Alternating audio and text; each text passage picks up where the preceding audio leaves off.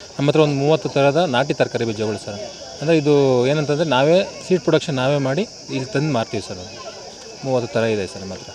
ಬೇರೆ ಕಡೆ ಈಗ ಮಾರ್ಕೆಟೆಲ್ಲ ಸಿಗ್ತವೆ ಬೀಜಗಳಲ್ಲೂ ನಿಮಗೂ ಏನು ವ್ಯತ್ಯಾಸ? ಸರ್ ಏನಂದರೆ ಹೈಬ್ರಿಡ್ ಸೀಡ್ಸ್ ಏನಂದರೆ ಒಂದು ಸರಿ ಹಾಕಿದ್ರೆ ಅದು ತಿನ್ನೋಕ್ಕಷ್ಟೇ ಯೋಗ್ಯ ಸರ್. ಈ ನಾಟಿ ಸೀಡ್ಸ್ ಏನಂದರೆ ಇದರಲ್ಲಿ ಬರುವಂಥ ಬೀಜಗಳು ಮತ್ತೆ ನೀವೇ ರೀಯೂಸ್ ಮಾಡ್ಬೋದು, ಅಂದರೆ ಮತ್ತೆ ಬೆಳ್ಕೊಬೋದು ಸರ್. ಹೈಬ್ರಿಡ್ ಸೀಡ್ಸ್ ಏನಂದರೆ ಒಂದು ಸರಿ ಹಾಕಿದ್ರೆ ಬರೀ ತಿನ್ನೋಕ್ಕಷ್ಟೇ ಸರ್ ಯೋಗ್ಯ.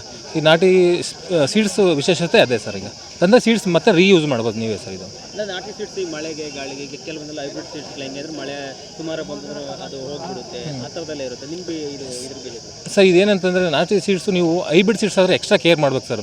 ಅಂದರೆ ಇದು ನಿಮಗೆ ನಾಟಿ ಸೀಡ್ಸ್ ಏನಂತಂದರೆ ನೀವು ರೆಗ್ಯುಲರ್ ನಾವು ಪ್ಯಾಕ್ ಮಾಡಬೇಕಾದ್ರೆ 1-2 ಬೀಜ ಬಿಟ್ಟಿರ್ತಾರೆ, ಸ್ವಲ್ಪ ತೊಗೊಂಡೋಗಿ ಎಚ್ಬಿಟ್ಟಿರ್ತೀವಿ, ಅದೇ ಬಂದುಬಿಡುತ್ತೆ ಸರ್.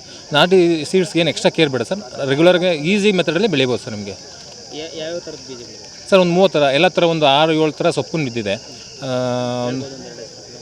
ಪಾಲಕು, ಮೆಂತ್ಯ, ಸಬ್ಸಿಗೆ, ಕೊತ್ತಂಬರಿ, ಕೆಂಪುದಂಟು, ಹಸಿರುದಂಟು, ಚಕ್ಕೋತ, ಇದು ಇನ್ನೊಂದು 2-3 ವೆರೈಟಿ ಸೊಪ್ಪಿನಿದೆ. ಅದು ಬಿಟ್ಟರೆ ತರಕಾರಿದೆಲ್ಲ ಇದೆ ಸರ್. ಬೀನ್ಸು, ಬೀಟ್ರೋಟು, ಕ್ಯಾರೆಟು, ಮೂಲಂಗಿ, ಬದನೆ, ಬ್ರಿಂಜ, ಇದು ಈ ಥರ ಒಂದು 30 ವೆರೈಟಿ ಇದೆ ಸರ್. ಇನ್ನೊಂದು 20 ವೆರೈಟಿ ಇದೆ ನಮ್ಮ ಹತ್ರ. ಈಗ ಸದ್ಯಕ್ಕೆ ಅದು ಮಾರೋಕ್ಕೆ ಸೀಡ್ಸ್ ಇಲ್ಲ. ಇನ್ನೊಂದು 2 ತಿಂಗಳಾದಮೇಲೆ ಇನ್ನೊಂದು 20 ವೆರೈಟಿ ಎಕ್ಸ್ಟ್ರಾ ಸಿಗುತ್ತೆ ಸರ್. ಇದು ಹಳ್ಳಿ ಕಡೆ ಮಾರಾಟ ಮಾಡೋದು ನಿಮ್ಗೆ ಅನುಕೂಲ ಆಗುತ್ತೆ, ಸಿಟಿಲಿ ಏನು ಅನುಕೂಲ ಆಗುತ್ತೆ ಸರ್? ಇಲ್ಲಿ ಹಳ್ಳಿ ಕಡೆ ತುಂಬ ಹಳ್ಳಿ ಕಡೆ ಮೂವಿಂಗಿಂತ ಸಿಟಿ ಕಡೆ ಜಾಸ್ತಿ ಪಾಟಲ್ಲಿ ಹಾಕೊಳ್ಳೋಕ್ಕೆ ತುಂಬ ಮೂವಿಂಗ್ ಆಗ್ತಿದೆ ಸರ್. ಇದು ಪಾಟಲೆಲ್ಲ ಈಸಿಯಾಗಿ ಬೆಳ್ಕೋಬೋದು. ಇಲ್ಲಿ ಸಿಟಿ ಕಡೆಯಲ್ಲಿ ಈಸಿಯಾಗಿ ಹೋಗುತ್ತೆ ಸರ್.